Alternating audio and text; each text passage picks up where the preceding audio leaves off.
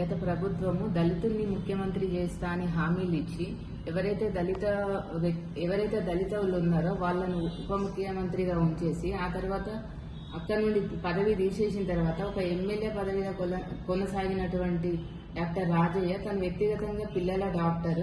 అదే కాకుండా ఆయన స్టేషన్ గన్పూర్ లో చాలా మంచి పేరు ఉన్నది. సరే, మంచి ఉన్నదే మనం తీసుకుందాము. ఆయనకి ఏదైతే నెగటివ్ ఉన్నదో అది మనకు అవసరం లేదు.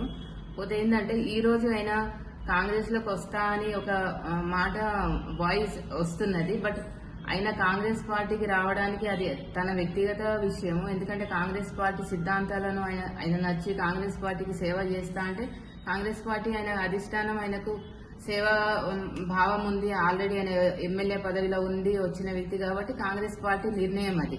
కాకపోతే డాక్టర్ రాజయ్యకి ఏదైతే బ్యాడ్ నేమ్ ఉన్నదో అది మనకు సంబంధం లేదు. ఆయన ప్రజల మనిషి.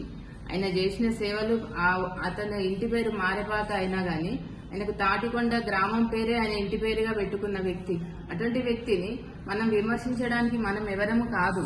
ఒక వ్యక్తిని మంచి చెడు ఉంటది, దాంట్లో అదేదో బీఆర్ఎస్ గవర్నమెంట్ ఆయనను వ్యక్తిగతంగా తొక్కడం జరిగింది. లేకుంటే ఆయన చాలా గొప్ప వ్యక్తి. ఆయన దగ్గర మనం ఆయనను మనం విమర్శించే ఒక ఎమ్మెల్యేని విమర్శించే అంత క్యాడర్ కాదు ప్రజలది. ఎందుకంటే ఎమ్మెల్యే అంటే ఒక ప్రజలు ఎన్నుకోబడ్డ ఇక్కడ ఎవరు గాని పాలల్లో గడిగిన ప్రతికూలు ఎవరూ లేరు. ఎవరిదైనా నెగటివ్ ఉంటది, పాజిటివ్ ఉంటది. మనకు నెగటివ్ అవసరం లేదు. పాజిటివ్ తీసుకొని సేవాభావంతో ఎవరు ముందుకు వచ్చినా కష్టపడ్డ వాళ్లకు ఆల్రెడీ ఇక్కడ కాంగ్రెస్ గవర్నమెంట్ రేవంత్ రెడ్డి గారు కష్టపడ్డ వాళ్లకే స్థానం ఉంటది అని ఆయన పబ్లిక్ లో చెప్తూనే ఉన్నాడు.